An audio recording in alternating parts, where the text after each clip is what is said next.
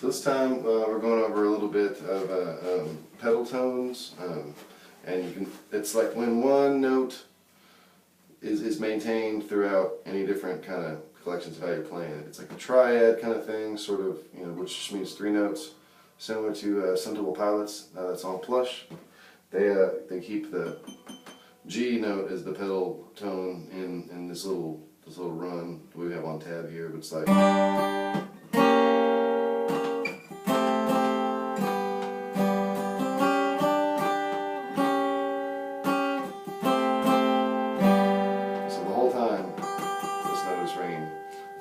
That's the concept of pedal notes. And you hear a lot in bluegrass. This little riff here, this also written down on tab there. And then there's some exercises to kind of go over to use alternate picking while you're doing it. So down, up, down, up, down, up, and just because repetitive ones, if you can do that, it'll be really helpful. You'll develop better habits and stuff like that. And so I'll just sort of go over it a little bit in a couple of the hand positions while you're doing it. On the first one, you can kind of use it as a way to use 2 fingers and use it as a way to just practice, fretting in that way. So.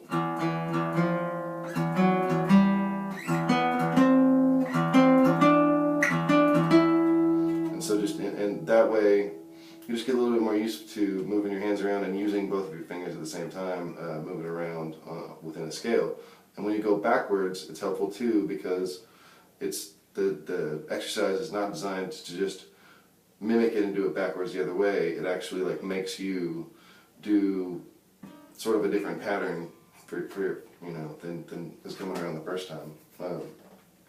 And then when you get down to the third one on the tab, you can sort of maintain the chord shape while you're doing it, and that will be sort of indicated by however many frets away these notes are going to be. So like 2 and 1, 3 and 2, but then when you get to like 6 and 4, 7, 5, you have a different shape that you're going to be using. So like the E shape works for the first couple of them, but then you move into this different.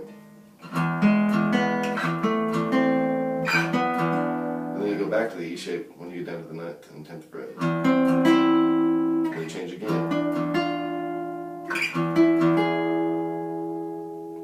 And so it just helps you keep this thing in mind.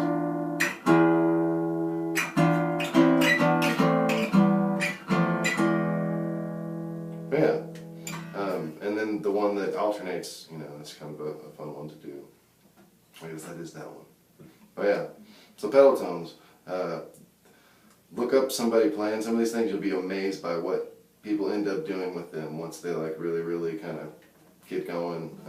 But they're really fun, and you can get some different ones going. This is just sort of the basics to get an idea of how they work.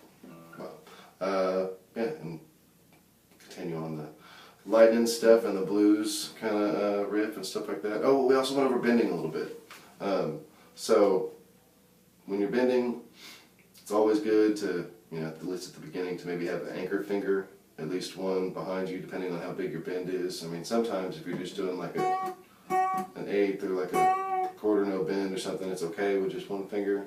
But then when you really start to try to get a full half-step bend, you need to have a little bit of support. I mean, you can do it, but then your whole rest of your hand goes out of whack, so it's a lot easier.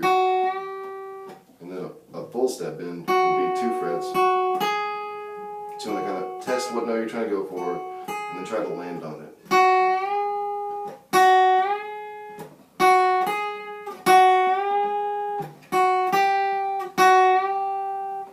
So yeah, bending is important if you want to play the blues.